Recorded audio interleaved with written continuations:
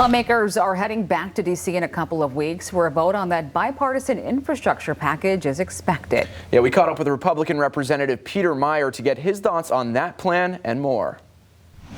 Still active, still engaged, and obviously reviewing a lot of legislation. Representative Peter Meijer is spending his August recess in his home district, visiting with local organizations and hearing from constituents. The freshman congressman is gearing up for the second half of his first term in office and a re-election campaign. But 7 months after believing his political career may have ended when he joined 9 other House Republicans in voting to impeach former President Trump, that decision is seemingly less on the minds of voters. I think obviously there are plenty of folks who still disagree, but it's something we honestly don't hear about too much. I mean, we are out there communicating about both district-related issues and what pieces of legislation are coming up. When I talk to folks, they're worried about the national debt and ever-growing deficits. They're worried about our continuing challenges around the coronavirus pandemic. They're worried about inflation. And so is Meijer, who, when back in D.C., will likely have to vote on a more than $1 trillion bipartisan infrastructure plan, which he still has concerns about. I'm concerned that people think that this infrastructure bill does everything. It's essentially a renewal of the highway bill, a surface transportation package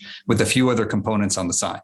I don't mean to say that disparagingly, but this is not going to be transformational. This is additive, and ultimately there are some components I've been concerned about, vehicle mile travel components that could infringe on civil liberties or just get into individual tracking of vehicles. Some of the specific pay-for items, the revenue generating items that are meant to offset some of the expenditures, and then finally just how much this will actually add to the deficit. He plans on going through all 2,700 pages of the bill before ultimately making a decision. He'll also keep in mind the thoughts of his constituents. Though with redistricting on the horizon, who he represents will likely change by the time his next election comes. At the end of the day, our third district as it is, that encompasses most of Kent County, all of Berry, all of Ionia, all of Calhoun County and Battle Creek, and then a little bit of Montcalm.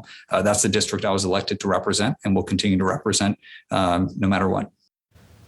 We also asked the congressman about his thoughts on a few thousand troops being sent back to Afghanistan and his goals for the second half of his term. Head to fox17online.com to see his response.